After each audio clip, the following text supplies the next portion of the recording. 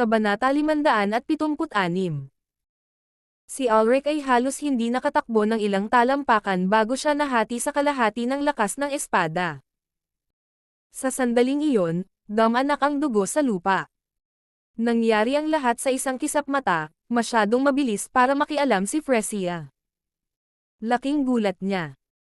Marami na siyang naisip na mga senaryo, ngunit ang naganap sa kanyang harapan ay higit pa sa anumang inaasahan niya. Lumingon si Sebastian kay Fresia at mahinang ngumiti sa kanya. Aniya, well, ngayong mag-isa na tayo, hindi na tayo magkakaroon ng mga interrupt ayon. Bakit mo pinatay ang Cardinal Bishops ng Everlight? Ang lakas ng loob mo. Nanginginig ang boses ni Fresia na may halong galit at pagtataka.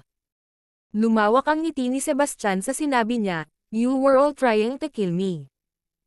I expect me to go easy on them. Ipaghihiganti ko sila sa pamamagitan ng pagpatay sa iyo." Malamig na deklara ni Fresia. "You're not strong enough," confident na sagot ni Sebastian. "But don't worry. You're too beautiful to kill. How about being my personal toy instead?" Nililigawan mo si kamatayan. Nagalit si Fresia habang nagpapakawala siya ng malakas na alon ng sword energy. Hindi man lang kumibo si Sebastian. Sa isang suntok, nabasag niya ang energy wave. Sa isang iglap, sinugod niya ito ng hindi kapani-paniwalang puwersa. Sa sandaling iyon, naramdaman ni Fresia ang nakamamatay na banta sa hangin. Lumakas ng husto ang lakas ni Sebastian, higit pa sa inaasahan niya. Agad na nagsagupaan ang dalawa, sa mabilis na pagtama ng espada ni Fresia na nag-iwan ng mga after images sa ere. Para sa isang ordinaryong tao, imposibleng masundan ang kanyang bilis, ngunit mas mabilis si Sebastian. Sa kanyang mas mataas na pandama at sa tulong ng kanyang espiritual na kamalayan, maaari niyang hulaan at kontrahin ang bawat galaw niya, na ginagawang hindi epektibo ang kanyang mga pag-atake. Itinuon ni Sebastian ang kanyang enerhiya sa kanyang mga kamao, itinugma ang mga ito sa espada ni Fresia sa sunod-sunod na brutal na banggaan. Ang lakas ng kanilang labanan ay nagdulot ng kalituhan sa tanawin, nabasag ang mga malalaking bato at nagpatag sa tuktok ng bundok sa ilang sandali. Buti na lang at desyerto ang lugar. Kung hindi, iisipin ng sino mang makakasaksi sa eksenang ito na nakakakita sila ng walang kamatayang pag-aaway. Sa katunayan, ang antas ng kanilang labanan ay higit pa sa karaniwang tao. Habang tumatagal ang laban, lumakas si Sebastian, na itinutulak pabalik si Fresia sa bawat palitan. Nabigla siya at hindi niya nagawang ipaglaban ang walang humpay na pag-atake nito. Si Fresia ay parehong natakot at galit na galit. Sinubukan niyang mag-counter-attack, ngunit masyadong malakas ang mga atake ni Sebastian. Bawat suntok ay nag-iiwan sa kanya, ang bawat banggaan ay nagpapadala ng mga alon ng sakit sa kanyang katawan. Nagdulot ito ng pagkawala ng kontrol sa kanyang hininga at lakas. Hindi nagtagal ay nakahanap si Sebastian ng opening. Nalagpasan niya ang kanyang mga depensa at pinalo ang isang mapangwasak na suntok sa kanyang balikat. Sa isang matunog na putok, pinalipad pabalik si Fresia. Habang bumulwak ang dugo mula sa kanyang bibig sa himpapawid, ang kanyang mga mata ay napuno ng pagkabigla at hindi makapaniwala. Hindi niya maisip kung paano naging makapangyarihan si Sebastian sa loob lamang ng ilang araw, hanggang sa puntong hindi na niya may pagtanggol ang sarili laban dito. Itinapon si Fresia sa gilid ng bundok, bumagsak sa matarik. Ang bundok ay matarik at halos patayo. Mabilis niyang isinabot ang kanyang espada sa mabatong pader, ginamit ito upang pabagalin ang kanyang pagbaba bago nagsimulang tumakbo pababa ng bundok. Oo, pinili niyang tumakas. Nasaktan na siya at alam niyang wala siyang pagkakataon laban kay Sebastian sa kanyang kasalukuyang estado. "Umaasa ako na pagsisilbihan mo ako. Bakit ka tumatakas?" sabi ni Sebastian habang hinahabol siya. Sa sandaling iyon, puno ng pagpatay ang kanyang mga mata. Delikado ang babaeng ito. Isa na siyang Pinnacle Divine Grandmaster, at malapit na siyang makapasok sa Demigod Realm. Bagamat maliit ang pagkakataong magtagumpay siya, isang panganib pa rin na hindi kayang tanggapin ni Sebastian. Kailangan niyang alisin siya ngayon, habang may pagkakataon siya. Nang maramdaman ni Fresia ang pamatay na hangarin na lumalapit sa kanya, itinulak ni Fresia ang kanyang bilis hanggang sa limitasyon nito, na tumakbo pababa ng bundok dala ang lahat ng mayroon siya. Kabanata 577. Si Fresia at Sebastian ay kumilos ng kasing bilis ng kidlat. Hindi nagtagal, nasa paanan na sila ng bundok.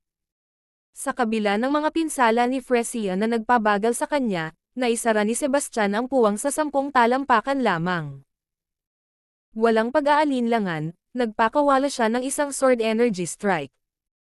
Pagkatapos, isang nakasisilaw na puting liwanag ang nahati sa kalangitan habang ang pag-atake ay bumagsak sa Fresia.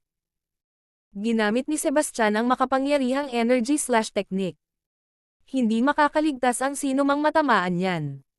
Naramdaman ni Fresia ang napakatinding banta ng kamatayan. Sa lakas ng espada na nakalock sa kanya, walang paraan para makaiwas. Mabilis siyang humarap dito, winalis ang kanyang espada ng paalang bilang desperadong depensa. Light slash. Inilabas ni Fresia ang isa sa kanyang pinakamabisang diskarte, na nagpadala ng napakalaking puting liwanag na espada na tumutusok patungo sa energy slash. Nagsalpukan ang dalawang puwersa sa himpapawid na may nakakabinging pagsabog. Ang light slash ay agad na nabasag, habang ang energy slash ay bahagyang umaalog bago ipagpatuloy ang pagbaba nito. Nang walang ibang pagpipilian, itinaas ni Fresia ang kanyang espada upang harangan ang paparating na pag-atake. Sumunod ang isa pang nakakasira ng lupa na pagsabog habang kumonekta ang energy slash. Sa isang iglap, nanginginig ang buong katawan niya dahil sa impact. Habang siya ay napaatras, iniluwa niya ang isang subo ng dugo sa kalagitnaan ng paglipad, at nanlaki ang kanyang mga mata sa gulat. Boom! Bumagsak siya sa lupa ilang talampakan ang layo, na lumikha ng isang maliit na bunganga sa impact. Tumulo ang dugo sa kanyang malinis na puting damit, nagpinta ng isang trahedya, ngunit kakaibang magandang tanawin.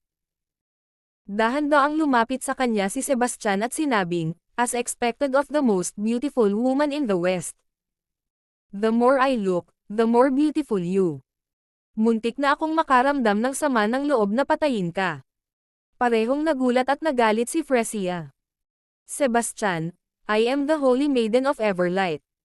Kung papatayin mo ako, hinding-hindi ka pakakawalan ng Everlight. Sa tingin mo ba natatakot pa rin ako sa Everlight?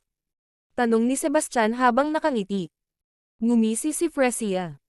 Sebastian, inaamin ko na makapangyarihan ka, pero minamaliit mo ang Everlight. Mayroon tayong 36 cardinals at 12 arsobispo, lahat sila ay mga divine grandmaster. Not to mention over 100 holy knights. Kahit gaano kakalakas, hindi mo kayang labanan silang lahat. Napangisi si Sebastian. Isang grupo lang sila ng mahihina. Madali ko silang kakatayin. Napakayabang mo. Malamig na sagot ni Fresia. Kahit hindi ka natatakot sa kanila, paano ang High Priest? Siya ang pinakamalakas na master sa mundo. Kahit sa one-on-one fight, papatayin ka niya ng hindi pinagpapawisan. I'm looking forward to it, sabi ni Sebastian habang nilasara ang distansya sa pagitan nila. Ngunit hindi ka mabubuhay upang makita ang araw na iyon. Habang nagsasalita siya, itinaas niya ang kanyang kamay at naghanda upang hampasin siya. Maghintay. Mabilis siyang pinigilan ni Fresia, ngunit hindi nabigla si Sebastian. Walang pag-aalinlangan niyang hinampas ang likod ng ulo nito. Sa sobrang takot, napalingon si Fresia sa tamang oras. Boom! Ang kamay ni Sebastian ay bumagsak sa lupa, na lumikha ng isang napakalaking bunganga kung saan naroon si Fresia. Namutla sa takot ang mukha ni Fresia. Hindi siya makapaniwalang napakalupit ni Sebastian, walang awa kahit sa babaeng kasing ganda niya. Ang hindi niya alam ay nabighani nga pala si Sebastian sa kanyang kagandahan. Gayunpaman, saglit lang iyon. Para sa kanya, si Fresia ay isang nakamamatay na banta, sa kabila ng kanyang pang-akit. Siya ay isang taong madaling pumatay sa kanya kung bibigyan ng pagkakataon. Habang pinahahalagahan niya ang kagandahan, nauna ang kanyang kaligtasan, at nangangahulugan iyon na kailangan niyang mamatay. Bumangon si Fresia, nanlilisik ang tingin kay Sebastian na may galit. Galit na galit niyang sinabi, pinilit mo ang kamay ko. Isasama kita. Habang nagsasalita siya, sinimulan niyang i-channel ang lahat ng kanyang natitirang enerhiya, ang kanyang katawan ay nagliliwanag ng puting liwanag. Sa pagkakataong iyon, mukha siyang celestial na nilalang. Energy Breaker. Nang maramdaman ang matinding death threat na nagmumula sa kanya, hindi na nagdalawang isip si Sebastian.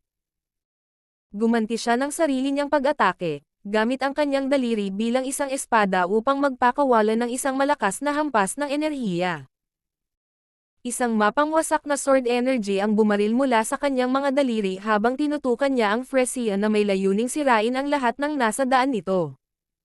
Kabanata 578. God Judgment. Sabay atake ni Fresia. Ang kanyang mga palad ay tumulak pasulong, at isang bola ng puting liwanag ang sumabog patungo kay Sebastian. Nagpakawala siya ng kasanayan na magagamit lamang ng mga nakarating sa demigod realm. Nakakatakot ang kapangyarihang hawak nito. Ngunit dahil pinipilit niya ang sarili na gamitin ito ngayon, hindi niya mailabas ang buong kapangyarihan nito. Maaaring malubha ang backlash, at maaari siyang magdusa ng malubhang pinsala. Ang kanyang panloob na mga daanan ng enerhiya ay maaaring masira ng husto, na maaaring humantong sa kanyang kamatayan. Kaya, hindi niya kailanman gagamitin ang hakbang na ito maliban kung talagang kinakailangan. Ang dalawang mapangwasak na puwersa ay nagbanggaan sa himpapawid na may dumadagandong na boom. Nayanig ang buong bundok, at bumagsak ang mga bato. Napakalakas ng pagsabog kaya narinig ito ng lahat, kahit na milya-milya ang layo nito sa Divinopolis. Agad silang napalingon sa ingay. Si Fresia ay nagluwa ng isang subo ng dugo habang siya ay sabog pabalik. Sabay-sabay, hinagis din ng shockwave si Sebastian ng 10 yarda. Malakas siyang bumagsak sa lupa at pasuray-suray na paatras ng ilang hakbang. Ang kanyang mga hakbang ay nag-iwan ng malalim na bakas sa lupa. Nang makalma na siya, tumalsik siya ng isang bibig ng dugo. Bumagsak siya sa isang tuhod at napahawak sa dibdib. Ang pag-atake ni Fresia ay higit na nakapipinsala kaysa sa inaasahan ni Sebastian. Bilang resulta, siya ay malubhang nasugatan. Kung wala ang kanyang mabigat na depensa, kahit na ang isang master na tulad ni Lorenzo ay maaaring hindi nakaligtas. Pinatunayan nito na ang banta niyang mamatay kasama niya ay hindi walang laman na pagmamayabang. Huminga siya ng ilang malalim para patatagin ang magulong internal energy. Pagkatapos, tumayo siya at naglakad palapit sa kanya. Nakahiga siya nang hindi gumagalaw sa damuhan mga 30 talampakan ang layo. Kung patay na Siva, tapos na. Ngunit kung buhay pa siya, kailangan niyang tapusin siya. Nanlaki ang mga mata niya nang pumikit siya, at binato siya ng 2 itim na bagay. Nagulat siya at agad na lumuhad sa gilid. Pagkatapos, ang mga bagay ay sumabog sa isang malakas na putok. Ang shockwave ay nagpalipad sa kanya ng isa pang 30 talampakan. Bumagsak si Sebastian sa lupa at lumikha ng malalim na bunganga sa ilalim niya. Umubo siya ng isang bibig ng dugo. Ang kanyang mga buto ay parang nabali, at ang kanyang balat ay nasusunog sa matinding sakit. Magulo ang kanyang anyo parang nasunog ang kanyang damit, at nasunog ang kanyang balat.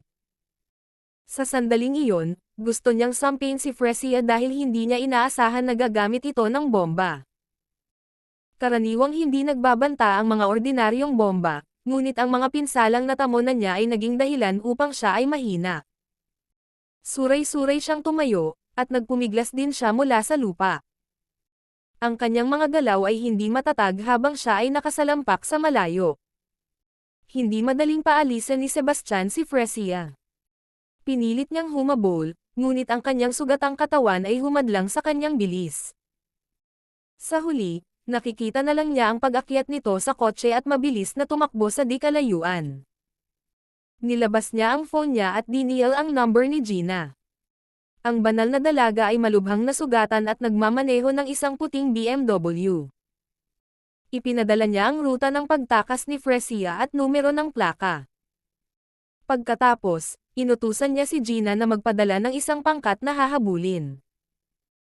Dahil sa kritikal na panloob na pinsala ni Fresia, bahagya siyang naging banta, at maaaring patayin siya ng sinumang mababang antas na mandirigma. Hanggat naabutan nila siya, kahit isang tropa ni Hydra ay sapat na upang tapusin siya. Maya-maya, nagpadala si Gina ng 2 tropa ni Hydra para sunduin si Sebastian. Pagkatapos bumalik sa Divinopolis, nanatili siya sa isang hotel para magpagaling. Sa kanyang dual cultivation at sa tulong ng ilang makapangyarihang table task, nagawa niyang pagalingin ang karamihan sa kanyang mga pinsala sa loob ng ilang oras. Sa halip na ipagpatuloy ang kanyang paggaling, nagtakda siya kaagad upang subaybayan si Fresia. Ang pinakabagong intel ay nagpakita na siya ay muling nakipagsama sa mga miyembro ng Everlight at patungo sa kanluran. Tila sinusubukan nilang bumalik sa kanlurang rehiyon sa pamamagitan ng lupa. Ang paglipad ay wala sa tanong dahil nagtalaga na si Gina ng isang koponan sa mga paliparan at istasyon ng tren. Ang kapansin-pansing hitsura ni Fresia ay ginawa siyang masyadong kapansin-pansin upang makihalubilo sa kahit saan sa publiko. Kaya, siya ay naiwan na may ilang mga pagpipilian. Buong araw at gabi ang pagtugis bago nila tuluyang naabutan ang mga puwersa ng Everlight sa Western Region. Kabanata 579. Nagdilim ang ekspresyon ni Sebastian nang malaman na hindi si Fresia ang nasa sasakyan. Isa pala siyang impostor. Ang mga miyembro ng Everlight ay determinado sa kanilang pasya. Pinili nilang tapusin ang sarili nilang buhay sa pamamagitan ng lason kaysa harapin ang pagtatanong. Supreme One, ano ang dapat nating gawin ngayon? Tanong ni Gina. Saglit siyang nag-isip bago sumagot, malala ang mga sugat ng banal na dalaga. Hindi na siya makaka-recover kaagad. Kung tutusin ang sitwasyon niya, may 2 posibilidad.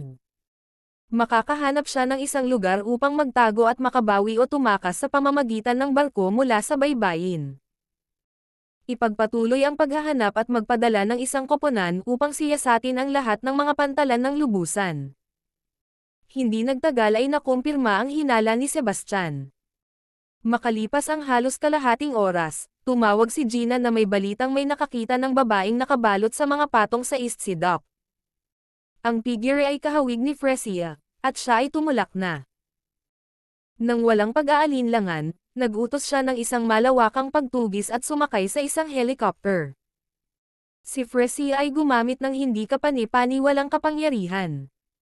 Kung hindi niya ito papatayin ngayon, ang pagtakas niya ay maaaring humantong sa walang katapusang gulo. Kung siya ay gumaling at nakipagtambalan kay Bellamy, ito ay magiging kapahamakan para kay Sebastian. Nang gabing iyon, pumunta si Sebastian sa dagat. Kinumpirma ng pinakabagong intel na ang barko ni Fresia ay umalis sa East Sea at patungo sa karagatang Pasipiko. Nagpatuloy ang pagtugis hanggang madaling araw kinabukasan.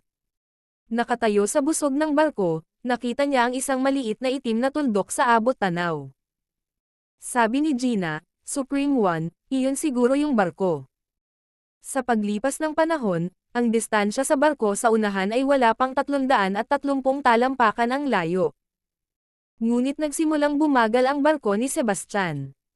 Mabilis na nagulat ang isang crew member, Supreme One, mayroon kaming malaking problema. Nasira ang aming barko. Ano? Nagdilim ang mukha ni Sebastian. Nang sa wakas ay naabutan na nila, nahaharap sila sa isang pag-urong sa isang kritikal na sandali. May speedboat ba tayo? Tanong niya. Oo. Pero masyadong maalon ang alon ngayon. Masyadong delikado, the crew member said. Ibaba mo agad. Alam ni Sebastian ang mga panganib, ngunit hindi niya kayang palampasin ang pagkakataong ito. This is too risky. You shouldn't go. Let me handle it, pagpupumilit ni Gina. Malamang na may mga malalakas na miyembro ng Everlight na nakasakay. Hindi mo sila kakayanin. Ako mismo ang pupunta, at iyon ang pangwakas. Sa kanyang desisyon, hindi nagpatinag si Sebastian at sumakay sa speedboat. Ang speedboat ay mas mabilis kaysa sa barko. Hamampas ito sa mga alon na parang isdang espada. Dalubhasa niyang manoniebra ang bangka sa kabila ng matatayog na alon at madaling nalampasan ang mga ito.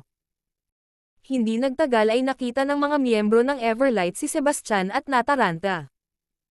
Mabilis silang nagpakawala ng mapangwasak na enerhiya na Samiris sa speedboat. Ginamit niya ang lakas ng pagsabog upang itulak ang sarili sa hangin. Sinubukan siyang harangin ng ilang Everlight Cardinals, ngunit napatay niya sila sa ilang segundo. Bago pa makapasok si Sebastian sa cabin, lumabas si Fresia para harapin siya. Sa wakas ay nahuli na kita. Ang kagandahan ng karagatan ay magiging angkop na backdrop para sa iyong wakas. Dapat kang makahanap ng ilang aliw sa huling pahingahang ito. Ngumisi siya. Dapat ba napakawalang awa mo? Dinuraan niya ang nagngangalit na mga ngipin.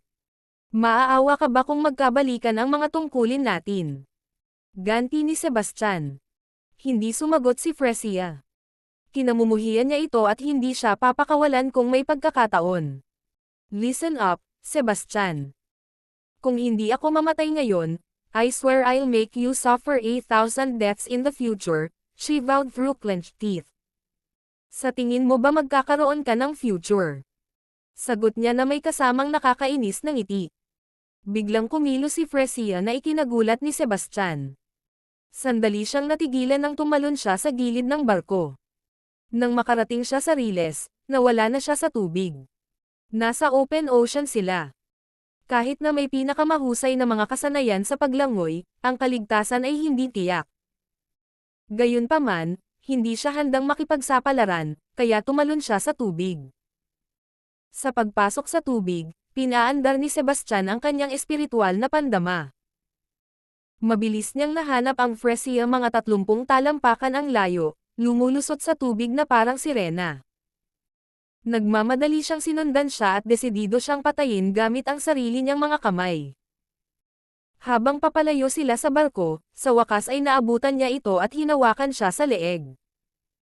Sa kabila ng kanyang mga pagsisikap na lumaban, si Fresia ay malubhang nasugatan at halos hindi makalaban. Ang Serifecteer pendant ni Sebastian ay biglang nagbuga ng malambot na glow nang malapit na siyang mamatay. Biglang lumitaw ang isang napakalaking whirlpool mula sa kailaliman sa ibaba at hinayla ang dalawa sa malalakas nitong alon bago sila makalaban. Kabanata 580. Nais ni Sebastian na patayin si Fresia upang maiwasan ang mga gulo sa hinaharap. Gayunpaman, isang napakalaking whirlpool ang biglang lumitaw mula sa kailaliman sa ibaba. Napakalakas ng puwersa nito kaya wala ni isa sa kanila ang makalaban.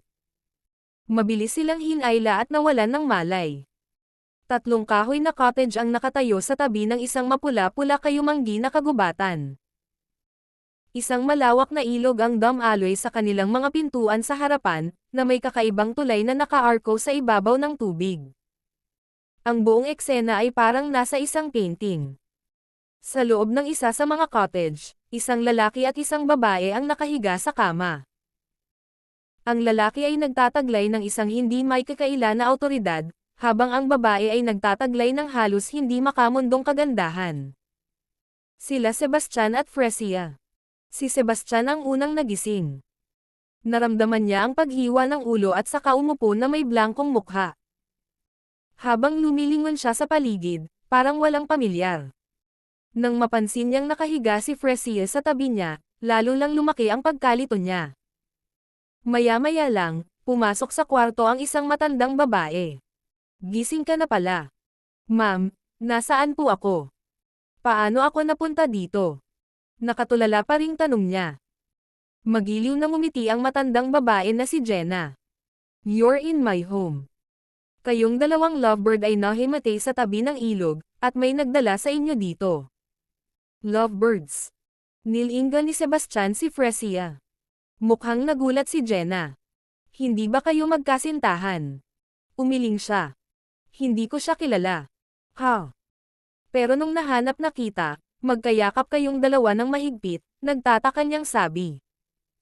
Sinubukan ni Sebastian na alalahanin ang kanyang mga alaala ngunit hindi niya magawa. Sa tingin ko nawala ang mga alaala ko. Ah, kaya pala. Sa wakas naintindihan na ni Jenna. She continued, sa sobrang higpit ng yakap nyo sa isa't isa hindi namin kayo mapaghiwalay. Kaya, naisip ko na magkasintahan kayo. Pero huwag kang mag-alala, nagpatingin ako sa iyo sa isang lokal na doktor. Okay ka na, at dapat na bumalik ang iyong memorya. Sa kasamaang palad, hindi ganoon kaganda ang kalagayan ng dalaga. Malubha ang mga sugat niya, at kakailanganin niya ng mahabang panahon para makarecover. Salamat sa pagligtas sa amin, ma'am, pasasalamat ni Sebastian. Wala lang. Malayo ang mga anak ko, kaya nagiging lonely. Ang ganda ng distraction ng company mo. Si Jenna ay mabait. Sa kabila ng kanyang mababang paraan, hindi siya nag-atubiling ibalik sila at alagaan. Maya-maya, nagising si Fresia. Sebastian Wilder. Bulalas niya nang makita siya. Ngunit sa sandaling magsalita siya, nababalot ng pagkalito ang kanyang mukha, at wala siyang maalala. Sino ako? Paano ako napunta dito? Ha? Napabuntong hininga si Jenna. Miss, huwag mong sabihin na wala ka ring maalala. Umiling si Fresia. Hindi ko alam. Wala akong maalala. Well, parang may amnesia kayong dalawa. Huwag kayong mag-alala. Magiging ayos lang kayo, paninigurado ni Jenna sa kanila. Then, she turned to Sebastian and said jokingly, mukhang medyo malakas ang feelings ng girlfriend mo para sa'yo. Naaalala pa rin niya ang pangalan mo kahit nawala na ang alaala niya. Hindi na nakapagtataka yon. Ang isang westerner na handang iwan ang lahat para sundan ka. Siguro mahal na mahal ka talaga niya. Dahil nawala ang kanilang mga alaala, nalaman ni na Sebastian at Fresia ang kanilang kapaligiran mula kay Jenna. Kasalukuyan silang nasa mundong tinatawag na Core Island. Hinati ito sa silangan at kanluran ng Crosscurrent River. Ang silangan at kanluran ay naging magkasalungat sa loob ng libu-libong taon. Nakulong sila sa isang mapait na tunggalian na kadalasang nauwi sa matinding labanan. Ang bawat panig ay nagtatag ng kani-kanilang imperyo. Ang silangan ay kilala bilang Starfire Empire, habang ang kanluran ay tinawag na Twilight Empire. Sina Sebastian at Fresia ay nasa isang maliit na nayon sa labas ng Starfire Empire. Sa mundong ito, ang martial prowess ay pinahahalagahan kaysa sa mga gawaing pang-scholar. Sa makatuwid, ang mga karaniwang tao ay maaaring sumikat lamang sa pamamagitan ng pagiging mandirigma.